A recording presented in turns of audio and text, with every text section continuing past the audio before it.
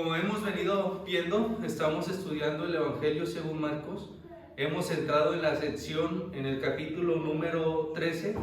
Hemos dejado atrás la sección donde veíamos las confrontaciones entre el Señor Jesucristo y los líderes religiosos de Israel. Eso se nos presentó a final del capítulo 11 y todo el capítulo 12. Y aquí el evangelista nos marca una nueva sección, nos lleva a una nueva sección que aconteció, se desarrolló justo después de aquellas confrontaciones. El Señor Jesucristo iba saliendo del templo con sus discípulos. Los discípulos se maravillan por la hermosa y grandiosa construcción del templo de Herodes, pero entonces el Señor profetiza la destrucción de ese templo, de ese majestuoso templo. Estas palabras quedan resonando en la mente de los discípulos, y cuando ellos llegan al monte de los olivos, 4 de los discípulos toman aparte al Señor y le hacen una pregunta. Ellos veían el anuncio de la destrucción del templo, aquello que predicó el Señor, lo veían como una profecía apocalíptica. Ellos sabían lo importante, lo impactante, lo preocupante que significaba la destrucción del templo de Dios.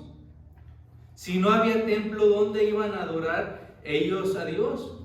Si Cristo se iba a marchar, ¿cómo iba a ser la adoración? ¿Quién les iba a enseñar acerca de la adoración a Dios? Ellos sabían que esto, la destrucción del templo, implicaba un cambio radical. Y hasta ese momento ellos no entendían todas las profundidades del significado del nacimiento virginal, de la venida al mundo del Señor, de nuestro Salvador, de Cristo y su muerte. Ellos estaban preocupados por todas estas cosas en sus mentes, y entonces toman al Señor aparte y le preguntan: Señor, ¿qué significa esto? ¿Cuándo va a suceder esto? ¿Qué señales va a haber? Ellos ven que es un asunto impactante.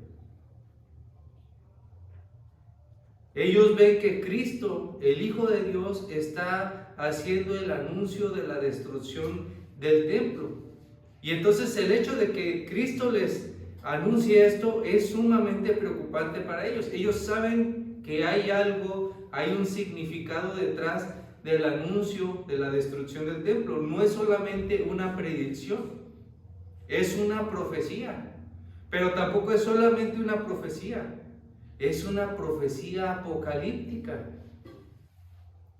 Lo que vamos a ver aquí en Marcos 13 es como un pasaje paralelo del libro de Apocalipsis, un Apocalipsis condensado, hablado de la misma boca del Señor.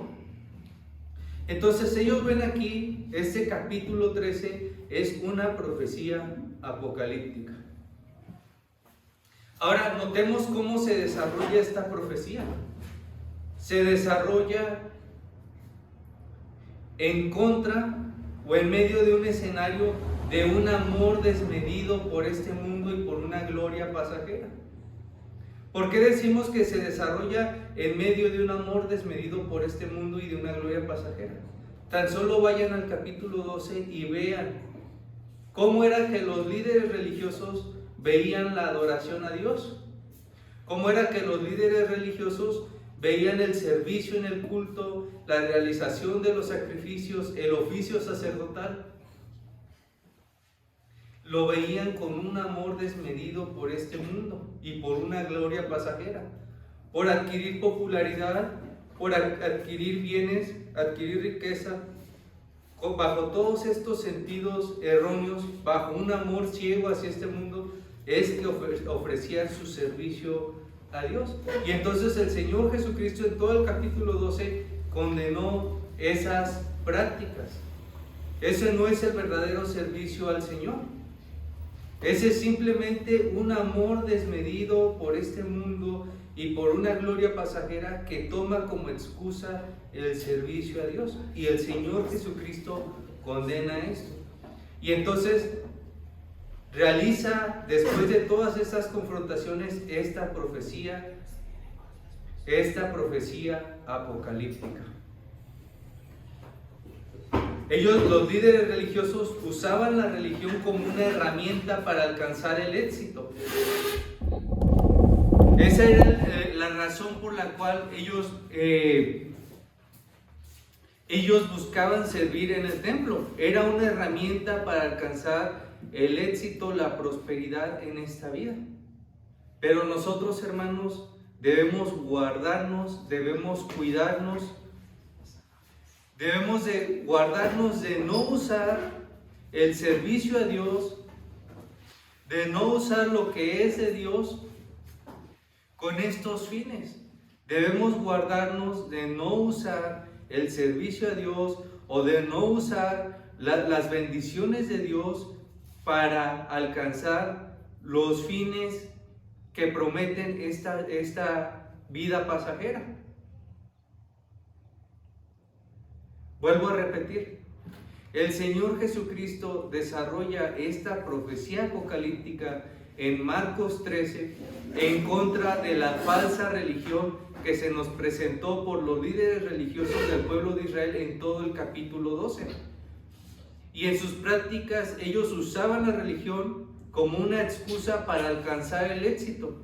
Y eso es un sinónimo de un amor desmedido por este mundo y por una gloria pasajera. Y nosotros, hermanos, debemos de guardarnos de eso. Debemos de guardarnos de no usar la religión, de no usar la fe como una herramienta para alcanzar nuestros fines personales. La fe tiene sus propios propósitos. La fe tiene su propia finalidad. No debemos de mancillarla colocándole nuestros fines personales. ¿Cuál es la finalidad de la fe?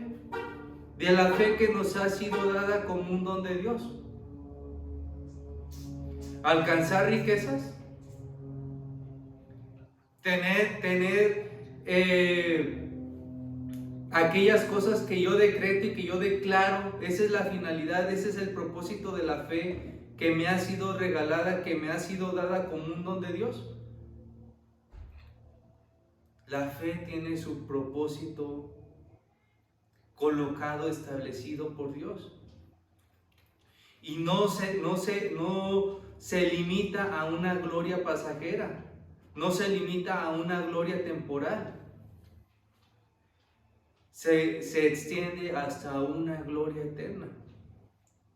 Se extiende hacia una promesa hecha por Dios.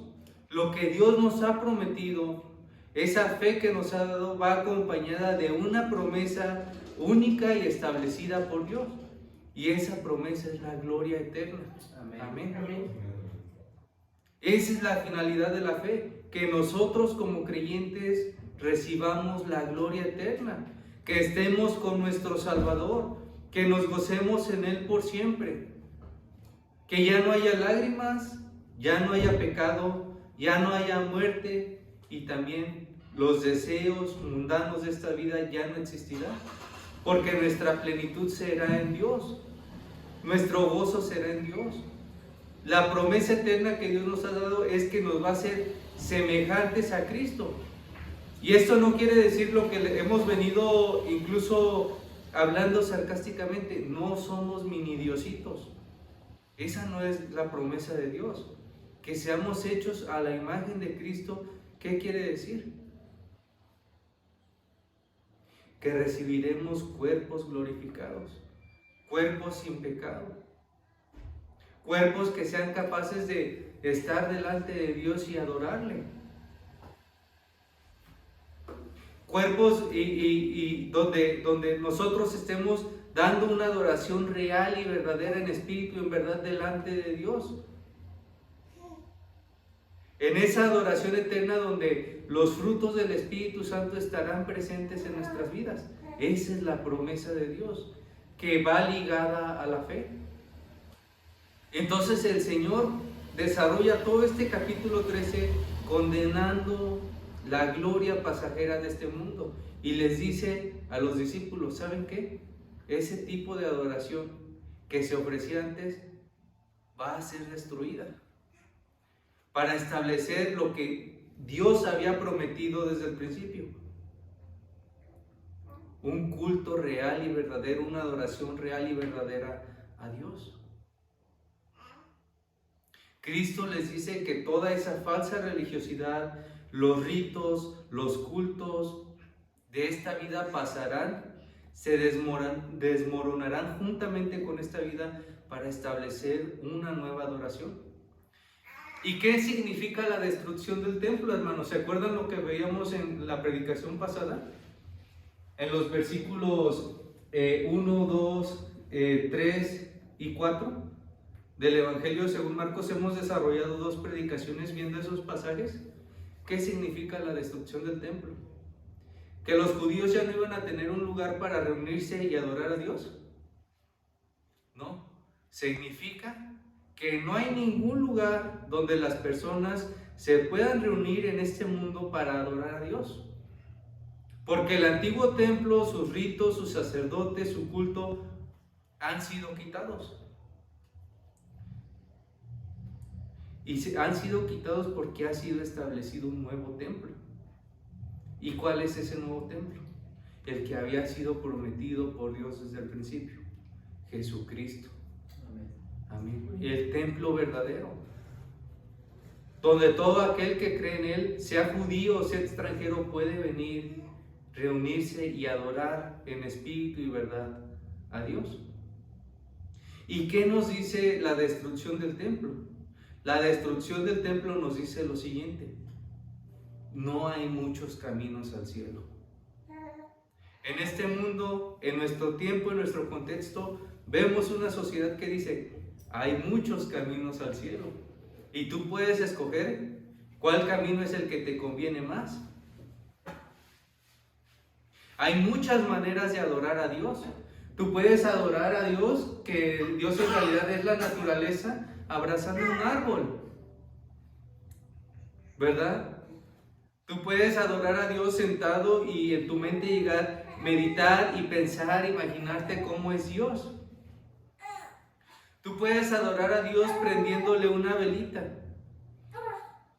Tú puedes adorar a Dios yendo a caminar a no sé qué lugar o qué ciudad, a 4, 5, 6 horas, 20 horas de donde tú estás.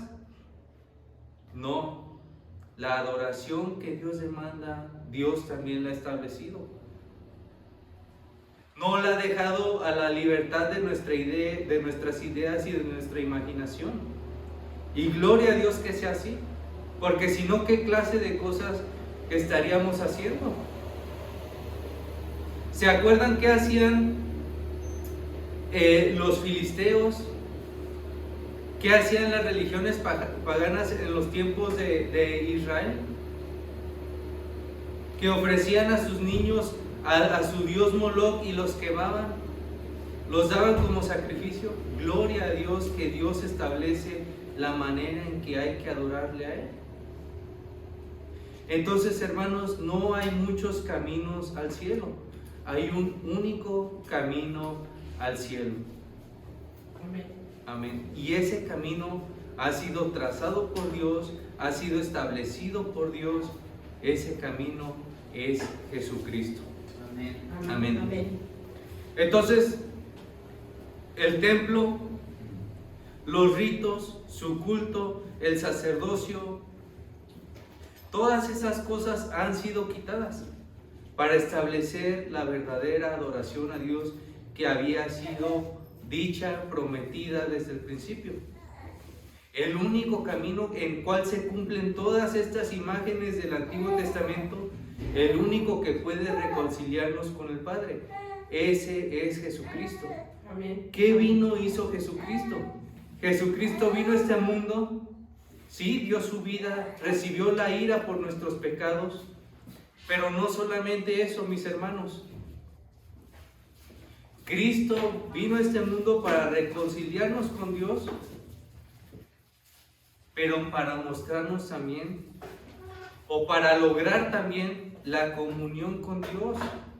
Cristo vino a quitar la falsa religión y mostrarnos la verdad.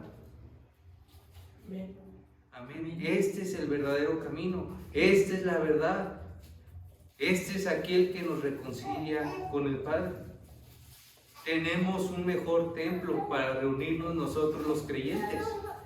Y ese templo donde nos reunimos los creyentes no es este lugar, es el templo de Jesucristo. Amén. Es el cuerpo del Señor. Es lo que nuestro Salvador hizo para perdonarnos de nuestros pecados. Y es un mejor templo. ¿Saben por qué? Porque este templo permanece para siempre. Permanece por los siglos. Amén. Amén. Entonces, después de que Cristo profetiza la destrucción del templo, los discípulos lo toman y le preguntan: oye, ¿cuándo van a pasar estas cosas? ¿Y qué señales habrá? Primero vimos lo que les he mencionado, que Cristo es el verdadero templo. Pero vamos a ver ahora cuál es la respuesta que el Señor le da a sus discípulos y se nos presenta en los versículos 5 y 6 del Evangelio según Marcos en el capítulo 3. Y vamos a meditar en estos versículos y buscar conocer cuál es la voluntad del Señor para nosotros en esta mañana. Vamos a colocar, para entender esta sección, un título general. Y el título general de toda esta sección que vamos a desarrollar son los principios de dolores. Las señales de los principios de dolores. El Señor utiliza una ilustración para comunicar al pueblo de Dios cómo serán los tiempos tras su partida. Hasta que regrese el Señor, el mundo pasará a través de los principios de dolores. Y dentro de los principios de dolores vamos a ver en esta mañana los versículos 5 y 6. Y el título y el único punto que vamos a estudiar en esta mañana es: mirad que nadie os engañe. Mirad que nadie os engañe. La primera señal que el Señor les da a sus discípulos es que van a venir engañadores, van a venir falsos maestros, van a presentarse falsos mesías, falsos cristos. Y entonces por eso el Señor les dice: mirad que nadie os engañe. Dice el versículo 5 y 6 de la siguiente manera: Jesús respondiéndoles comenzó a decir: mirad que nadie os engañe, porque vendrán muchos en mi nombre, diciendo: yo soy el Cristo, y engañarán a muchos.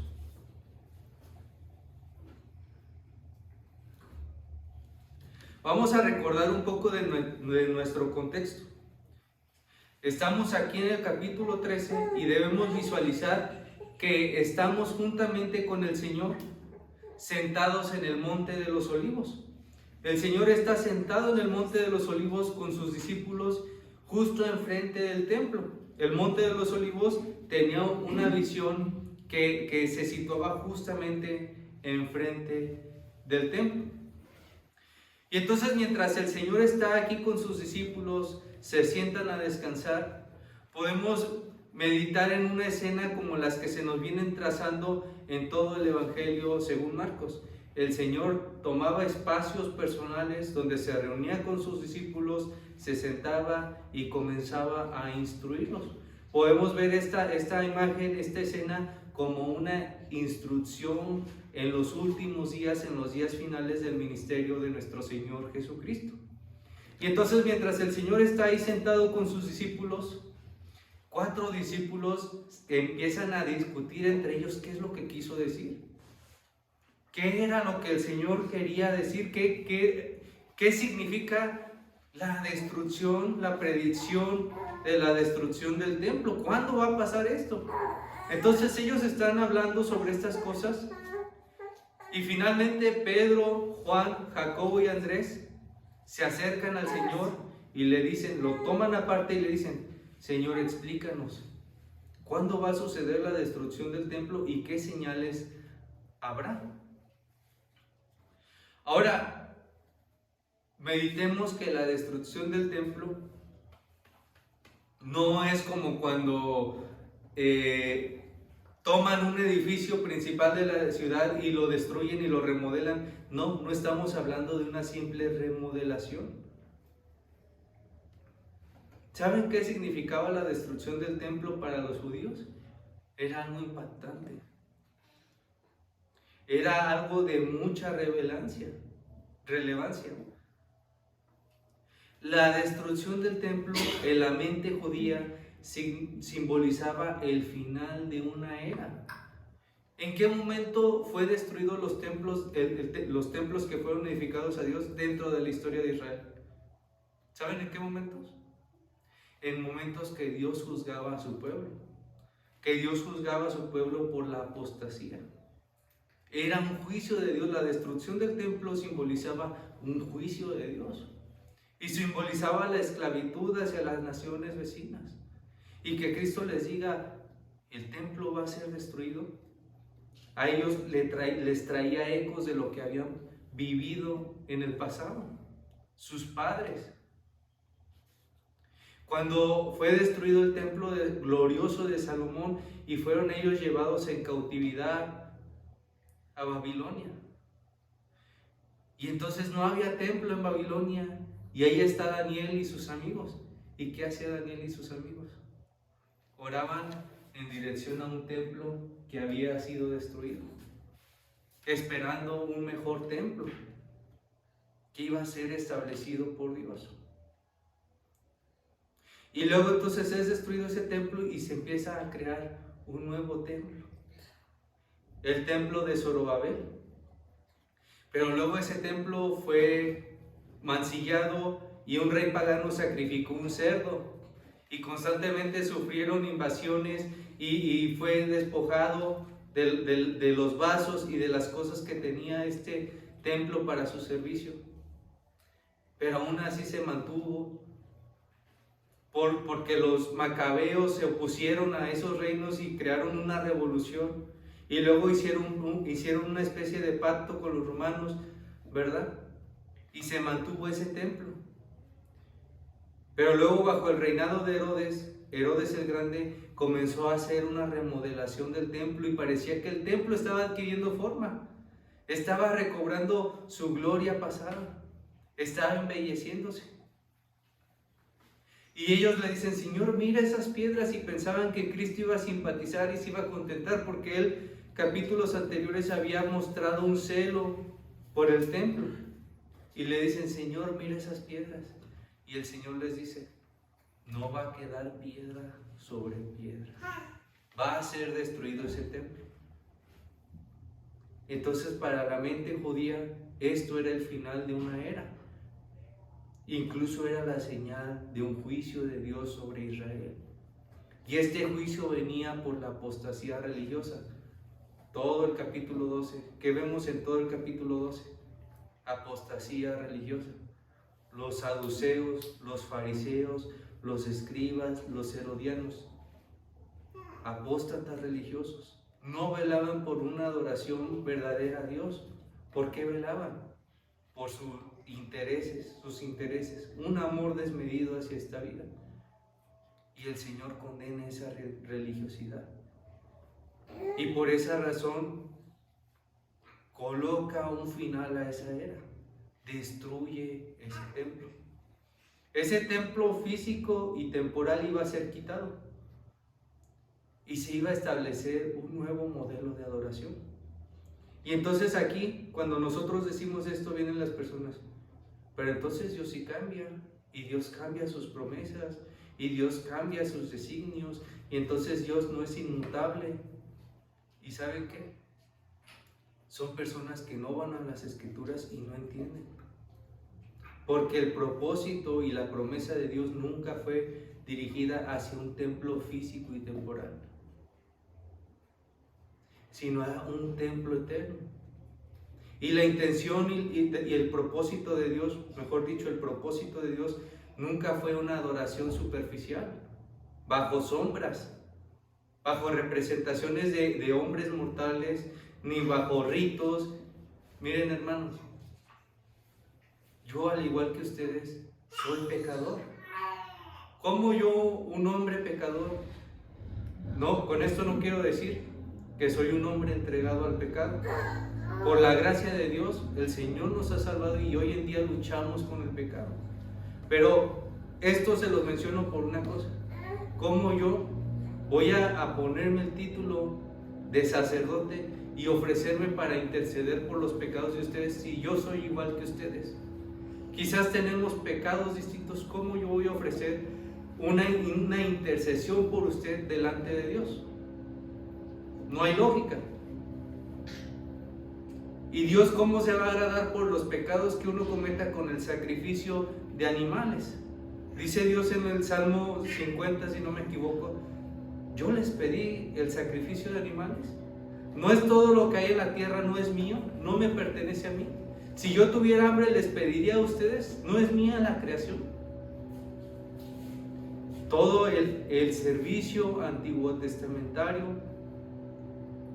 la adoración antiguo testamentaria estaba ofrecida a Dios, pero bajo una promesa. La promesa de la venida del Señor, el cumplimiento de todas esas sombras. Lograr un pueblo de verdaderos adoradores, no adoradores de labios, sino adoradores en espíritu y verdad. Amén. Amén. Amén. ¿Qué dice Jeremías? ¿Qué dice Isaías? ¿Qué dice Ezequiel? Dice: ¿acaso les voy a enseñar qué velas utilizar, qué tipo de cera hacer y con qué telas deben vestirse para ofrecerme un servicio a mí? No. ¿Qué dice? Y voy a cambiar sus corazones y quitar ese corazón de piedra y poner un corazón de carne. Y voy a poner mi ley y mis estatutos en sus corazones. ¿Por qué, Señor? Porque el Señor iba a formar un pueblo de verdaderos adoradores. El propósito de Dios desde el principio fue crear un pueblo de verdaderos adoradores, que estén delante de Él adorándole en la gloria. Pero esto no lo entendían los discípulos en su totalidad dentro del contexto. Ellos están frente al Señor impactados y pidiéndole una respuesta. Y entonces imaginemos aquí a los 4 discípulos. Están ellos aquí y le dicen: Señor, ¿qué va a pasar? Dinos qué señales habrá. Y lo primero que les dice el Señor es: mirad que nadie os engañe. Esa es la primera señal. Eso es lo que se va a desarrollar, eso es lo que va a acontecer tras la partida del Señor y tras la destrucción del templo. Se van a levantar falsos apóstoles, falsos profetas, falsos maestros, falsos cristos.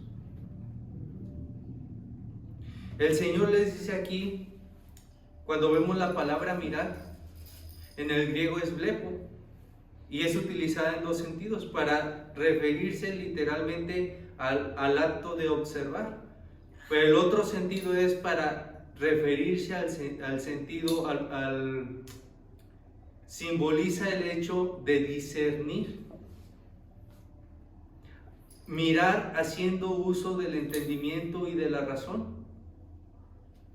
Y les dice el Señor: una de las señales del final de los tiempos será la manifestación de los engañadores, la manifestación del engaño. En primer lugar, creo que el Señor llama a sus discípulos al discernimiento por este sentido. Porque este asunto acerca de la profecía del final de los tiempos es un asunto que no se debe tratar de forma especulativa, sino con discernimiento. ¿Qué quiero decir aquí de forma especulativa? No me estoy refiriendo a una postura escatológica. No. ¿Qué me refiero con una forma especulativa? Mis hermanos, desde que el Señor ha partido, es que se han venido a desarrollar el final de los tiempos, desde su partida, desde su exaltación a la gloria. Amén. Amén. Pero este sentido del final de los tiempos es algo de lo que se ha especulado continuamente. ¿En qué sentido? Desde que el Señor partió, si vamos a la historia, ¿cuántas catástrofes naturales han acontecido donde el hombre dice, hasta aquí llegamos? ¿Cuántas guerras han pasado? Yo, por ejemplo, les menciono a veces, imagínense los cristianos dentro de la Primera Guerra Mundial, dentro de la Segunda Guerra Mundial, dentro de la misma guerra que tuvo el Imperio Romano cuando los bárbaros lo destruyeron y comenzaron a tomar poder sobre esas regiones. Les aseguro que las personas en esos tiempos estaban diciendo, mañana va a venir el Señor. Y hay veces en que los cristianos podemos llegar a especular esto, digámoslo así, en un sentido piadoso. Dentro de los sufrimientos, pues obviamente dentro del sufrimiento, eso es lo que anhela uno. Señor, ven pronto, ven y salva a tu pueblo. Pero también debemos observar que hay personas con propósitos malvados, erróneos, que toman esas situaciones para afirmar cosas que van en contra de lo que el Señor nos menciona en su santa palabra. Y como les digo aquí nuevamente, esto no se refiere a una postura escatológica, se refiere más bien a utilizar ciertos eventos, ciertas circunstancias, desarrollar ciertas teorías que van en contra de la palabra de Dios. Un ejemplo, en nuestros días, hagamos una lista imaginaria. ¿Cuántas cosas escuchamos de cómo van a ser el final de los tiempos? Se va a explotar el Yellowstone, se va a crear una nube inmensa y van a comenzar a hacer un cambio climático en toda la tierra y se va a morir la raza humana. Eso no es lo que dice la palabra de Dios. Van a venir unos alienígenas. Ahorita hay un asteroide con forma de nave espacial que va a pasar por cerca de la luna, pero es una nave alienígena. Y quizás vienen a analizar la Tierra para planear una invasión. Eso no es lo que dice la palabra de Dios. Va a haber escasez de recursos a tal grado que se va a acabar la vida sobre la Tierra. No, pero eso no va a pasar porque el hombre va a evolucionar y va a tomar una forma como de sapo, que va a resistir el sol. Eso no es lo que dice la palabra de Dios. Son ideas, son doctrinas de hombres que contradicen la palabra de Dios. Va a haber guerras, van a haber unas guerras que algo de verdad hay de todas esas cosas, pero aún en esas cosas aún no es el fin. ¿Saben por qué? Una guerra no va a acabar con este mundo. Una catástrofe natural no va a acabar con este mundo. ¿Saben quién va a acabar con este mundo? Dios. Dios ha determinado cómo va a ser el fin de este mundo, de esta vida. Y Dios va a ser el que nos va a llevar a los creyentes a una nueva vida. Y entonces el Señor les dice, miren que nadie los engañe. Es Dios mismo el que coloca, el que establece el fin del mundo presente. Es Dios el que establece la consumación de los tiempos. Entonces el Señor les dice aquí cuáles van a ser las señales del fin de los tiempos. Y una de esas señales que vemos es el engaño. Y nos advierte de cuidarnos del engaño. Nos advierte de cuidarnos de todas esas falsas doctrinas que son producto del corazón humano, de la mente humana, que buscan no interpretar la palabra de Dios, sino que buscan establecer un mensaje distinto a la palabra de Dios.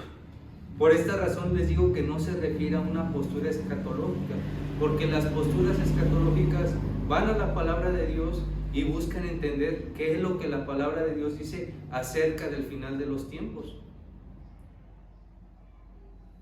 Pero estas señales que se establecen, el engaño del cual nos está hablando, es una doctrina que proviene del corazón humano y que busca establecer un final distinto al que Dios ha decretado.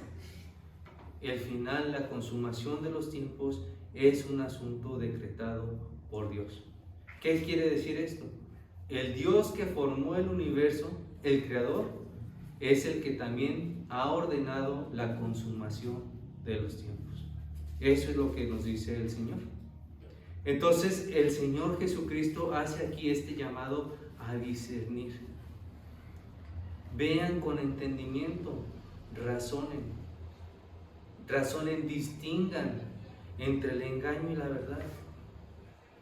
¿Cómo nosotros podemos distinguir, discernir entre el engaño y la verdad? Porque somos muy inteligentes. ¿Cuántas veces nuestra lógica, y lo digo de manera personal, cuántas veces nuestra lógica nos ha dado una puñalada y nos ha engañado? Discernamos cómo. Hagamos una separación entre lo falso y lo verdadero. Vayamos a la verdad, vayamos a la palabra de Dios y no nos dejemos engañar por esas falsas enseñanzas que provienen del mundo. El fin de los tiempos lo ha establecido Dios y Dios será el que lo ejecutará y va a marchar y va a pasar tal cual Dios lo ha presentado en su palabra. Amén. Amén. Hermanos, les he mencionado esto muchas veces. Vivimos en un mundo relativista. Y un mundo relativista dice que no hay una verdad absoluta. Y entonces lo que tú creas es verdad. Y entonces yo les voy a decir que va a haber un nuevo levantamiento del imperio azteca que va a gobernar todo el mundo y que van a establecer el juicio de Dios. ¿Eso va a ser verdad? No, porque no lo dice la palabra de Dios. Y así hay muchas cosas, muchas tonterías que provienen de este mundo relativista, muchas ideas. Les comentaba que el otro día me encontré con una persona que dice: yo a través de mis meditaciones llegué a conocer que la reencarnación verdaderamente existe. Esto me decía esta persona. ¿Ustedes creen que alguien puede establecer una verdad absoluta de esta manera? Como les digo, ¿cuántas veces nosotros nos hemos equivocado? ¿Cuántas? La verdad no es personal. La verdad no proviene del hombre. La verdad proviene de afuera, hacia el hombre. Hay una verdad absoluta, establecida por Dios. Es Dios el que la comunica. Para conocer la verdad, no debemos de escuchar nuestras mentes caídas o nuestros corazones caídos. Debemos escuchar al Dios que está sentado en su trono desde la eternidad. Y al Dios que vino a este mundo y se nos ha dado a conocer. Cada persona no tiene la verdad. Hay mentira y hay engaño en sus labios. ¿Por qué las Escrituras nos advierten de cuidarnos de nuestra lengua? No solo porque somos muy prontos para hablar y señalar. Yo levantando la mano. ¿Por qué? Porque también en nuestras lenguas, debido a la caída, hay engaño. No hay una verdad absoluta. Yo no puedo jugar con un asunto tan importante como es la consumación de esta vida y establecer una doctrina falsa con propósitos mundanos. Vemos en nuestros tiempos muchas personas que juegan con esto bajo propósitos mundanos. Entonces el Señor dice: mirad que nadie los engañe. ¿Por qué razón? porque en los últimos tiempos, como ha sido desde el principio, la mentira ha buscado usurpar el lugar de la verdad. Lo falso hace casi imposible discernir entre la verdad y la mentira. ¿Cuántas filosofías, cuántos asuntos, cuánto material hay en nuestra época, desde la historia hasta nuestra época, que traen mensajes contrarios y distintos a lo que Dios ha establecido? Y léalos. Y léalos y se va a dar un enjuague en la cabeza y va a quedar igual de manchado, igual de sucio y más confundido.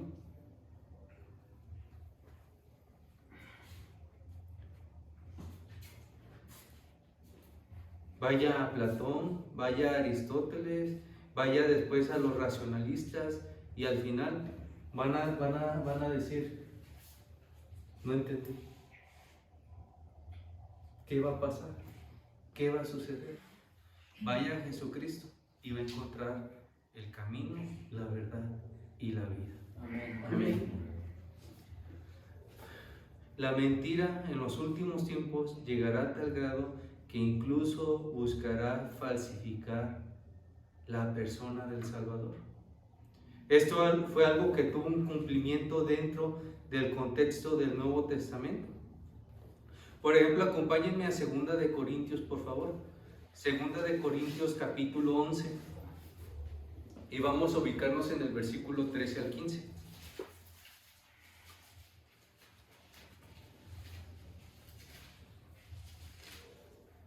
Segunda de Corintios, capítulo 11, versículos 13 al 15. Dice de la siguiente manera: porque estos son falsos apóstoles, obreros fraudulentos, que se disfrazan como apóstoles de Cristo. Y no es maravilla, porque el mismo Satanás se disfraza como ángel de luz. Así que no es extraño si también sus ministros se disfrazan como ministros de justicia, cuyo fin será conforme a sus obras. Amén. ¿Qué nos dice aquí 2 de Corintios 11, capítulo 11, versículos 13 al 15? Pablo está señalando un problema que se ha presentado en la iglesia de los Corintios, y es que se han manifestado falsos apóstoles que incluso atacaban al apóstol Pablo. Que si el apóstol Pablo no les pedía ofrendas para él ministrar en el servicio, lo acusaban porque no pedía ofrendas. Y que si pedía ofrendas, lo acusaban porque pedía ofrendas. Y eran falsos apóstoles, obreros fraudulentos, que ese no era el propósito final. Ellos estaban atacando al apóstol Pablo, ¿por qué razón? Porque ellos velaban por sus estómagos. Querían enriquecerse, usaban la religión como una excusa para satisfacer sus necesidades carnales. Y Pablo les dice lo mismo que les dice el Señor: tengan cuidado, porque el mismo Satanás se disfraza como ángel de luz. Y esta carta a los Corintios se cree que fue escrita en el año 55, entre el 55 al 57 después de Cristo. El Evangelio según Marcos se cree que fue escrito o en el año 60 o en el 70 después de Cristo. Entonces, ¿qué vemos aquí? Que muy pronto tras la partida del Señor se empieza a manifestar este ministerio de inequidad, este ministerio del engaño, y en el año 70 va a ser destruido el templo. Vemos un cumplimiento profético, histórico de las palabras del Señor, pero que se continúa desarrollando en la historia hasta la venida del Señor. Esa es una de las señales de los últimos días: la oposición y el engaño demoníaco. Dentro del Nuevo Testamento vemos que la iglesia va a sufrir ataques de los grupos gnósticos, de los nicolaitas, de los judaizantes y comenzarán a atacar y a tratar de desviar y dividir la iglesia por medio de la falsa doctrina, trayendo el mundo a la iglesia. Y entonces el Señor les dice a sus discípulos: miren, disciernan, porque van a venir falsos maestros, se van a presentar falsos cristos. Incluso va a haber apariciones demoníacas que van a traer un mensaje distinto. Yo recuerdo, ¿verdad?, cuando formaba parte del catolicismo romano, a veces por las casas pasaban y hacían rosarios y llevaban una imagen, una escultura y se le rezaban rosarios. Y entonces en una ocasión aquí en esta casa vinieron dos personas y dentro de las pláticas que estaban hablando del anticristo. Y entonces cuando ellos estaban hablando del tema del anticristo, mencionaban que era un falso Cristo. Y entonces yo de niño relacionaba la imagen del Cristo crucificado como el verdadero Cristo, y que quizás el anticristo pues iba a ser una imagen distinta, que era muy parecida, pero que no, cómo iba a diferenciarla a uno. Y así como niño pues quizás me lo imaginaba, no sé, de un color distinto, algo así, una apreciación muy inocente y tonta de cómo sería el anticristo y el falso Cristo. Pero ¿qué pasa? ¿Qué es lo que nos dice aquí el Señor? Cuando nos dice: mirad que nadie os engañe, porque vendrán falsos cristos, vendrán muchos en mi nombre diciendo yo soy el Cristo. Se refiere a que no confundamos esas imágenes físicas que tratan de representar a la persona del Señor como yo pensaba de niño. ¿O qué será lo que nos está diciendo? Creo que esto se aplica, ya ahora con un poco más de entendimiento, creo que se aplica en varias formas. Primero debemos de considerar que cuando dice mirad que nadie os engañe, porque vendrán muchos diciendo yo soy el Cristo, el Señor nos alerta de que tengamos cuidado de la falsa adoración. De la falsa adoración que realizan algunas sectas que se disfrazan de iglesias cristianas, donde se presentan falsos apóstoles como mensajeros del Señor, pero que lucran con las almas de las personas.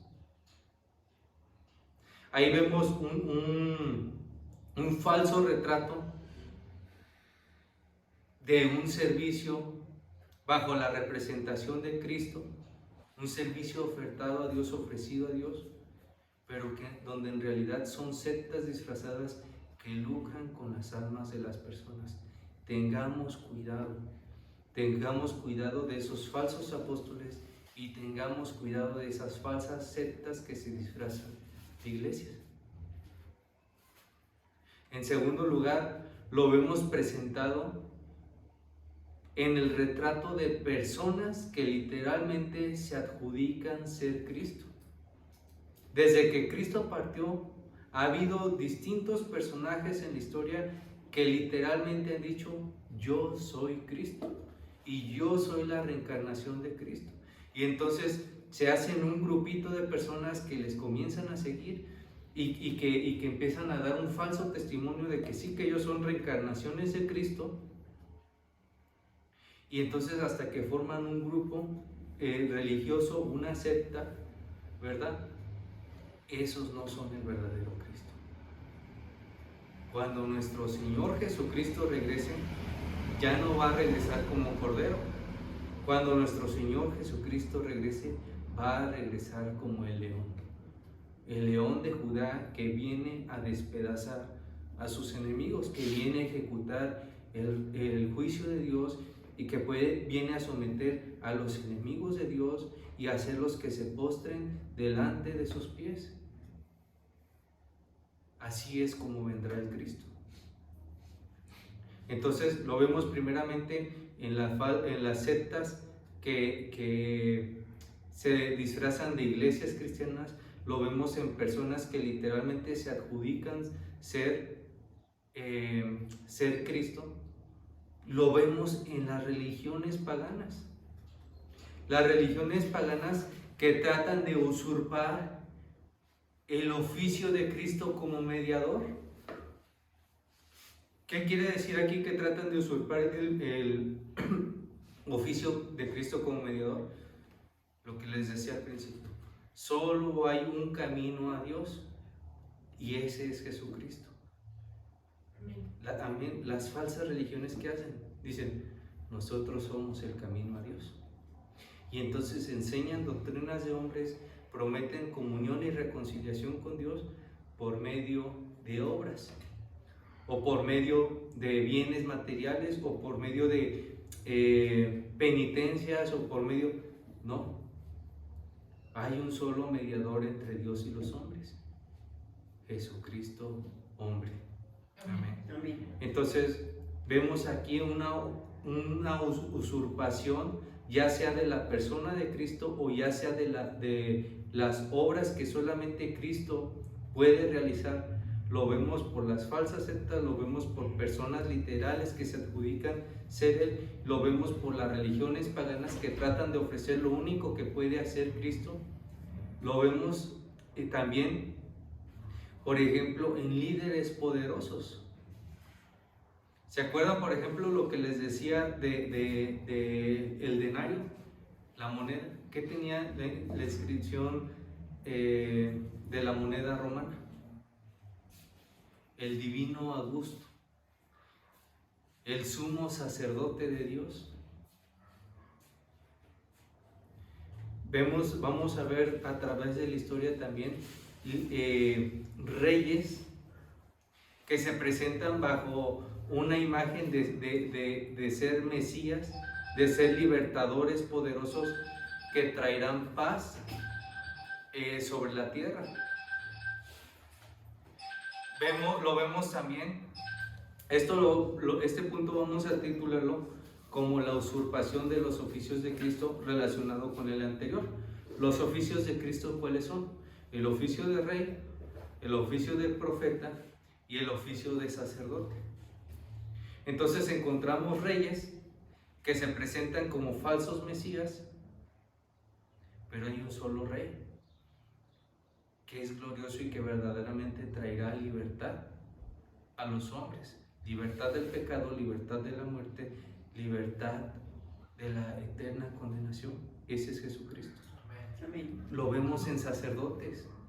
¿Cuántos sacerdotes hay en nuestro día? ¿Saben cuántos? Aquí en este mundo, así, cero. Porque el único sacerdote, sumo sacerdote, es Jesucristo. Entonces todos aquellos que se dicen ser sacerdotes son falsos sacerdotes. Solamente hay un sacerdote.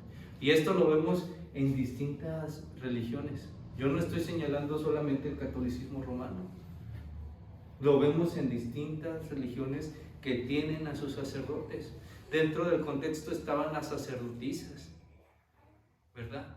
Las sacerdotisas de los templos paganos, las dianas. Veíamos todo ese falso culto religioso hacia Dios. Solo hay un sumo sacerdote delante de la presencia de Dios, y ese es nuestro Señor Jesucristo. Amén. El único que puede interceder por nosotros delante de Dios y comunicarnos su voluntad y ofertar un verdadero sacrificio que agrade al Padre y que quite nuestros pecados y que quite la ira que está sobre la cabeza de los hombres. Ese es Jesucristo. La otra usurpación del oficio de Cristo, de profeta. Hombres que vienen trayendo nuevos mensajes que van en contra de la revelación dada por Dios. ¿Cuántos profetas hay en nuestros tiempos que vemos que traen unos mensajes distintos? que van en contra de la palabra de Dios. Y el apóstol Pablo dice en Gálatas, ¿verdad? Si alguien viene y trae un nuevo mensaje que contradiga al evangelio, si hay un nuevo evangelio, sea maldito. Sea un hombre, sea un ángel, sea maldito. Porque hay un solo evangelio, el que nos ha sido dado desde el principio. El evangelio que fue dado en el Génesis. ¿Cuál era el evangelio del Génesis? La promesa de un Salvador, la promesa del único Salvador, que bajo la revelación progresiva de las Escrituras vamos viendo que ese Salvador es el mismísimo Hijo de Dios. Amén. Entonces, vemos los falsos cristos también en la usurpación de los oficios de Cristo, en la usurpación literal de la persona de Cristo, en la usurpación de colocar un nuevo camino hacia Dios, lo único que puede hacer Cristo. Lo vemos en estos sentidos, en los líderes poderosos. ¿Dónde colocan los hombres sus esperanzas en nuestros días? ¿Dónde? En los hombres. Este presidente sí nos va a traer prosperidad. Este presidente va a hacer a nuestro país nuevamente grande.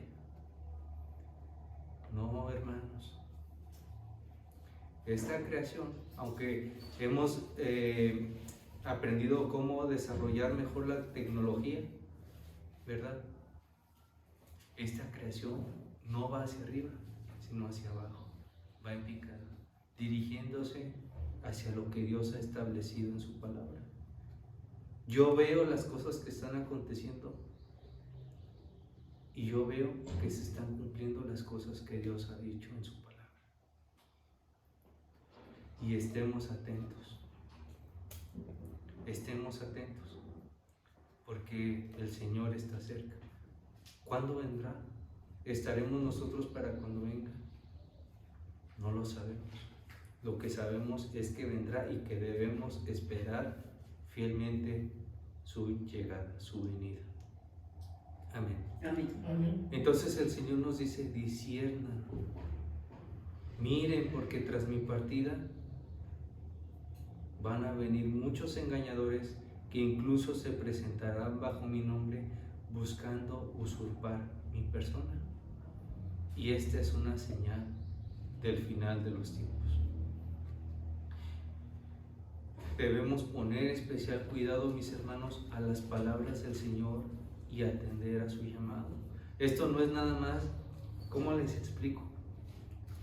No es solamente usar nuestra lógica, es ir a la palabra y meditar en la palabra y razonar con la palabra, y que sea la palabra la que esté cambiando nuestra manera de pensar y de comprobar lo que nos dicen los maestros, si es acorde o está en armonía con la palabra de Dios. Y si no está en armonía con la palabra de Dios, entonces cuidado, hermanos, porque vendrán falsos maestros, vendrán falsos cristos, falsos hombres que se presentarán como apóstoles de Cristo.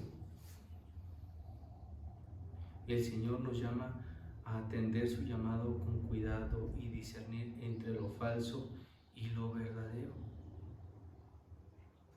Y tengamos cuidado, hermanos, porque miren, estas palabras del Señor tienen un cumplimiento literal. El engaño y las trampas del diablo serán de tal manera que lograrán engañar a muchas personas. No lo digo yo, así lo dice la palabra de Dios. Entonces, ¿cómo podemos distinguir entre lo falso y lo verdadero? A través de la palabra del Señor, a través de conocer al Cristo de las Escrituras y su mensaje. ¿Se acuerdan que yo les decía que pensaba que iba a ser? ¿Cuántos de aquí conocen cómo es la cara de Cristo realmente? Que levanten su mano. ¿Nadie? Ni yo. Físicamente no sé cómo lo es el Salvador, Entonces, ¿cómo vamos a saber distinguir cuando venga nuestro Señor y no seamos engañados por un falso Cristo? ¿Cómo creen? A través de conocer al Cristo de las Escrituras y su mensaje. El Cristo de las Escrituras es tan característico que no puede ser disfrazado o cambiado. De tal manera que cuando se le trata de mancillar su gloria, es evidente que no es más el Cristo glorioso de la Sagrada Palabra. Vamos a colocar un pequeño ejemplo. Piense conmigo en una de esas obras de arte hechas por algún artista histórico, donde colocaron años de dedicación, implementaron estilos de dibujo acorde a su época o incluso muy elevados sobre su época, y se enfocaron en una manera especial en el diseño, en materiales específicos, incluso algunos de ellos colocaron un mensaje a través de su arte. Pensemos por ejemplo en la Mona Lisa. En esta obra, ¿saben cuántas copias hay que pueden ser confundidas fácilmente con la original? Al menos se cree que hay algunas copias que piensan que fueron o hechas por discípulos, aprendices del que diseñó el cuadro, o que pudieron ser hechas al mismo tiempo que se estaba haciendo otra. Por ejemplo, está la Mona Lisa de Madrid, o la de Inglaterra, o la de Estados Unidos, o la de Rusia. Yo no soy un experto en arte, pero les aseguro que un conocedor, un experto en arte, podría tener esas imágenes de frente, empezar a analizar meticulosamente todas las características y decir, miren, esta es la original. Ahora meditemos en este ejemplo de una manera más reverente, pensando en la persona de nuestro Señor. Para nosotros conocer a nuestro Señor, debemos ir a las Sagradas Escrituras y ser estudiosos de las Sagradas Escrituras y ser meticulosos en las Sagradas Escrituras mientras vemos a nuestro Salvador, porque las Sagradas Escrituras nos muestran la perfecta y majestuosa gloria del Salvador de una forma concreta y clara. No se dejen llevar por mis palabras ni por las palabras de ninguna otra persona. Vaya usted a las Escrituras, sea meticuloso en las Escrituras. Cuando usted observa la belleza y la gloria, la majestad de nuestro Salvador. No como los escribas que se fijaban en letritas y sacaban doctrinas de ahí, no. Vea lo que las Escrituras dicen del Salvador. En ese sentido, sea meticuloso. Desde que yo conocí al Señor hasta la fecha, cada que voy a las Escrituras y veo a la persona del Salvador, no puedo encontrar otra cosa que no sea majestad y gloria. Vaya usted mismo y véalo. Vaya y véalo. Vea la gloria del Salvador de una manera concreta y clara. ¿Ustedes creen que nos fue dado este glorioso Salvador para que meditemos y pensemos en Él vagamente? No. Nuestro Salvador es glorioso, hermanos. Amén. Amén. A tal punto que cuando nosotros conocemos al Cristo de las Escrituras y viene la crítica y nos dicen, es que Cristo fue un personaje histórico que se fue inventado, y entonces ese es el Cristo histórico que simplemente se desarrolló como un mito. Nosotros podemos decirle, y entonces ¿por qué si dices que ese Cristo fue desarrollado en el periodo del Imperio Romano? Porque ese Cristo está anunciado desde el Génesis, 2000 años antes, más de 2000 años antes. ¿Y por qué si dices que ese Cristo es histórico, no vas a través de todas las Escrituras y me explicas todas estas profecías y todo ese cumplimiento literal de la profecía que va hasta la misma cruz, donde dice Elohim, Elohim, lama sabactani? Un cumplimiento literal del libro de los Salmos, del libro de Isaías. Explícamelo. crítico, textual. Falso maestro, explícame cómo desde Éxodo, Génesis, Éxodo, vemos que Dios prometió un sacrificio perfecto y lo presentó bajo la representación pascual. Y más de 2000 años después, no sé la fecha exacta, viene Juan el Bautista y dice: he aquí el Cordero de Dios que quita el pecado del mundo. Mirarlo a Él y creer en Él. Explícamelo. El Cristo de las Escrituras es glorioso. Y cuando viene alguien y nos trata trata de cambiar su imagen, trata de mancillar su gloria, si nosotros conocemos al Cristo de las Escrituras, es fácil de identificar, aún usando los más bellos argumentos humanos, es fácil de identificar cuando no es el Cristo de las Escrituras. Nuestro Cristo no es el de los mormones, hermanos. El Cristo de los mormones es un falso Cristo. Nuestro Cristo no es el Cristo de los testigos de Jehová, hermanos. El Cristo de los testigos de Jehová es un Cristo falso. Yo no odio a los mormones, yo no odio a los testigos de Jehová, pero ellos no creen en el Cristo de las Escrituras. Nuestro Cristo no es el Cristo de los musulmanes, hermanos. El Cristo de los musulmanes es un profeta. Nuestro Cristo no es el Cristo de los unitarios. El Cristo de los unitarios niega Padre, Hijo y Espíritu Santo. Y solamente hay un cambio en Dios. No, hermanos, nuestro Cristo no es un ser creado, nuestro Cristo no es solamente un hombre, nuestro Cristo es el eterno Hijo de Dios. Y nuestro Dios es Padre, Hijo y Espíritu Santo. Amén. Amén. No, Dios, no creamos divisiones en la palabra de Dios. Dios se nos presenta como Padre, Hijo y Espíritu Santo. Amén. ¿Puedo yo comprender la profundidad de que Dios sea Padre, Hijo y Espíritu Santo? No. ¿Puedo creerlo? Debo creerlo, es lo que me dice la palabra de Dios. Y entonces voy a decir que primero fue el Padre y luego el Padre cambió y se hizo el Hijo y luego el Hijo cambió y se hizo el Espíritu Santo. No, hermanos.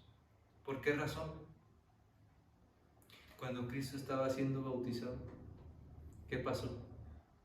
Estaba el Padre, el Hijo y el Espíritu Santo. Y no es ese un evento único.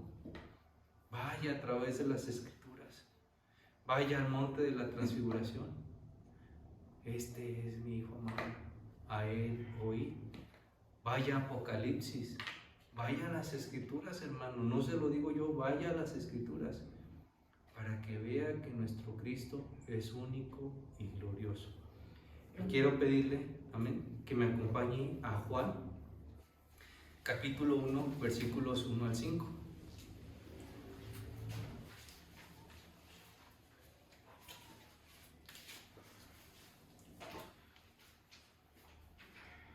¿Qué dice Juan? Capítulo 1, versículos 1 al 5. En el principio era el Verbo, y el Verbo era con Dios, y el Verbo era Dios. Este era en el principio con Dios. Todas las cosas por Él fueron hechas, y sin Él nada de lo que ha sido hecho fue hecho. En Él estaba la vida, y la vida era la luz de los hombres. La luz en las tinieblas resplandece, y las tinieblas no prevalecieron contra ella. Amén. Amén. ¿Qué nos dice Juan 1 al 5? Apoya la postura mormona, apoya la postura de testigos de Jehová, apoya la postura de los musulmanes. No, ninguna. Nos dice que el Cristo de las Escrituras estaba en el principio con Dios. No fue un ser creado, no era un mero hombre. Él era en el principio con Dios. Y dice que ese Cristo, el eterno Hijo de Dios, era con Dios y era Dios mismo, es Dios mismo. Nos lleva a meditar, fíjense lo siguiente, nuestro Cristo es presentado aquí como el Verbo de Dios. Bueno, Cristo se enfoca más en presentar al eterno Hijo de Dios encarnado como el ungido de Dios, el mediador, el Salvador. Pero ese Cristo, ese mediador, ese Salvador que nos fue dado es el Verbo de Dios. El uno que es eterno, que habita en la eternidad con el Padre y que ese es el mismo Dios. ¿Qué hace el apóstol Juan aquí? Nos está presentando el retrato de Cristo como la sabiduría de Dios, la eterna conciencia detrás de la creación. Cuando él dice el verbo, nosotros debemos relacionar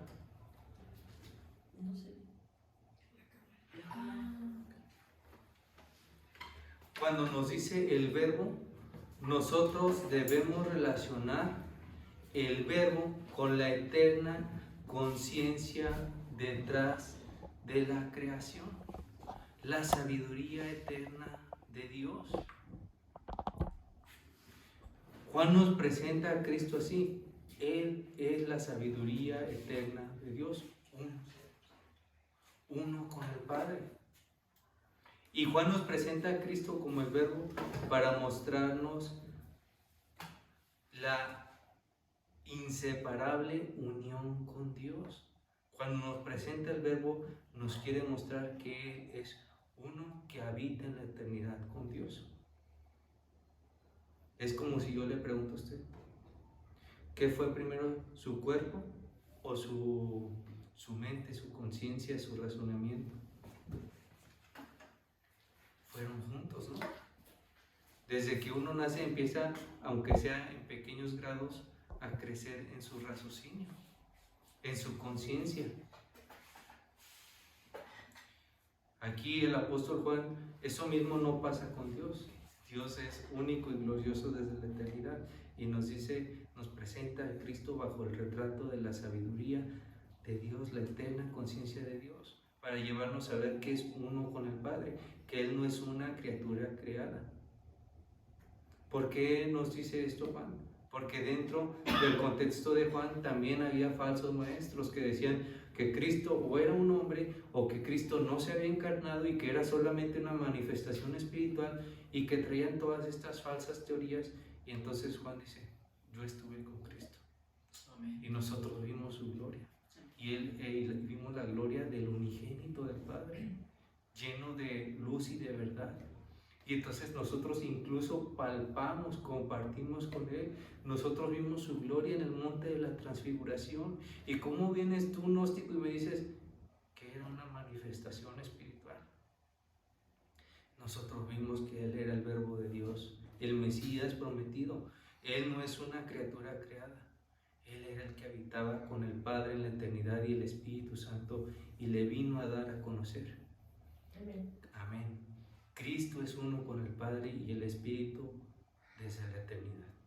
Juan nos presenta al comienzo de su Evangelio que el Dios del cristianismo es el Dios creador, el Dios que vemos en el Génesis desde el principio y que es Padre, Hijo y Espíritu Santo. Amén. Amén. Amén. Y entonces después de que nos dice esto, pasa a referirse al Hijo atribuyéndole las obras de Dios, para decirnos que no es un ser creado y que no era un mero hombre. Nos dice que Él era el autor de la vida, el autor que estaba detrás de la creación, que Él era la vida misma y que Él es y era la luz del conocimiento salvífico de Dios, la luz que viene a alumbrar las tinieblas de este mundo y las tinieblas de los hombres. Las Escrituras se refieren a Dios como luz, eso lo vimos en la clase del miércoles, que lo veíamos en Primera de Juan y lo veíamos comparando este texto. Las Escrituras se refieren a Dios como luz, se refieren a Él como vida y se refieren a Él como el autor detrás de la creación, y estas mismas características se le atribuyen a la persona de Cristo. Él es el eterno Hijo de Dios, que es Dios Amén.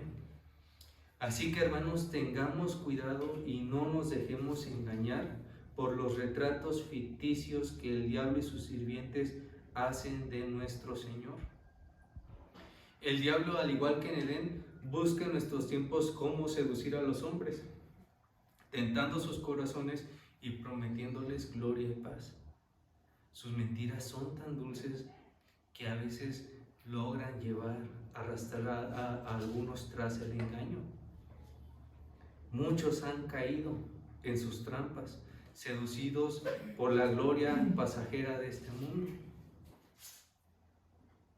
Tan solo piensen en nuestro contexto. Hombres más inteligentes que nosotros, hombres que parecía que volaban y flotaban dentro del mundo de los cristianos, hombres que nosotros mirábamos hacia arriba con admiración y decíamos: qué grandes maestros. ¿Y qué pasó con ellos? Cayeron en las trampas y en las mentiras del diablo. Algunos caen en las trampas y en las mentiras del diablo y se pierden para siempre.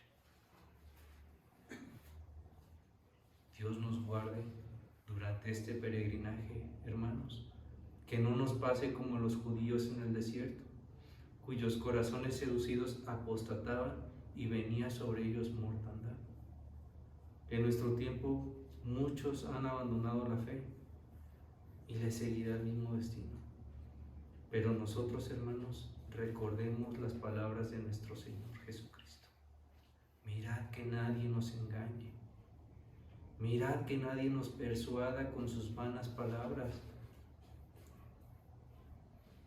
¿Cuántos de aquí creen que yo soy el maestro más elocuente y más carismático, que siempre traigo una sonrisa de acá? Me falta ser así, ¿verdad? Y presentarles la verdad. Pero Dios no me hizo así, voy a pedir que me ayude, ¿verdad? Necesito reflejar más. Hay maestros que tienen todos estos dones, que son bien alegres y como que las palabras se le vienen muy rápido, agarran una palabra de la escritura y le sacan muchos mensajes bonitos de ahí y enredan a las personas. Hermanos, esa no es la característica para discernir la verdad. El principio para discernir la verdad es la palabra de Dios. Amén. Primera de Juan 5:20. Pero sabemos que el Hijo de Dios ha venido y nos ha dado entendimiento para conocer al que es verdadero, y estamos en el verdadero, en su Hijo Jesucristo. Este es el verdadero Dios y la vida eterna. Amén. Amén. No nos dejemos inquietar de la fe con la cual hemos abrazado al Salvador. Hermanos, antes bien, crezcamos en el conocimiento del que es verdadero y roguemos a Dios por corazones que le amen y que no se dejen seducir por las artimañas del mal. Amén. Amén. Cuidado, hermanos, de las herejías. Cuidado, hermanos, de las falsas doctrinas. Cuidado, hermanos, de los hombres con una mente caída. Cuidado, hermanos, de los falsos profetas. Cuidado, hermanos, de los falsos cristos. Cuidado, hermanos, de las falsas manifestaciones espirituales que traen un nuevo evangelio. Cuidado de los maquillados razonamientos humanos, de la carisma y de la elocuencia que fácilmente puede engañar a las personas. Cuidado, mis hermanos. Debemos ir a la Sagrada Palabra y creer en el Cristo de las Escrituras. Debemos comparar los falsos retratos con la verdad para no caer en las mentiras y en los engaños del diablo. El problema de nuestros días, ¿cuál es, hermanos? Que las personas no van a las Escrituras, que las personas no van y conocen al Salvador, y entonces son fácilmente engañados. Primera de Juan 2:18, finalizo con este texto.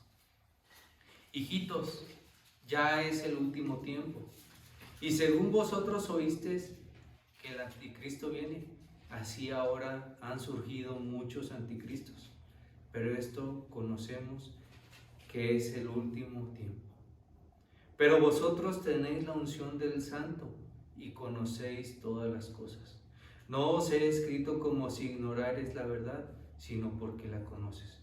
Porque ninguna mentira procede de la verdad. ¿Quién es el mentiroso? Sino que el que niega que Jesús es el Cristo.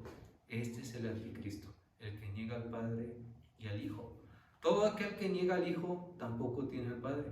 El que confiesa al Hijo tiene también al Padre. Lo que habéis oído desde el principio permanezca en vosotros. Si lo que habéis oído desde el principio permanece en vosotros, también vosotros permaneceréis en el Hijo y en el Padre. Y esta es la promesa que Él nos hizo, la vida eterna. Amén. Amén. Amén. Amén. El Cristo de las Escrituras es el único Salvador prometido desde el principio. Este es el Cristo que nosotros como iglesia confesamos, y este es el Cristo que como iglesia debemos buscar adorar en unidad. Debemos crecer en la unidad del amor, adorando a nuestro precioso Salvador. Amén. Amén. Vamos a hacer una oración en respuesta.